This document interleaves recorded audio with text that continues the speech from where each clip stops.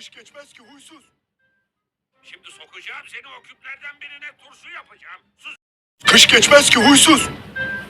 Şimdi sokacağım seni o küplerden birine turşu yapacağım. Sus. Kış geçmez ki huysuz. Şimdi sokacağım seni o küplerden birine turşu yapacağım. Sus. Kış geçmez ki huysuz. Şimdi sokacağım seni o küplerden birine turşu yapacağım. Sus. Vay sus beni dinmezlermiş. O nesine aşık olsunmuş. Sus yüksem çekşik.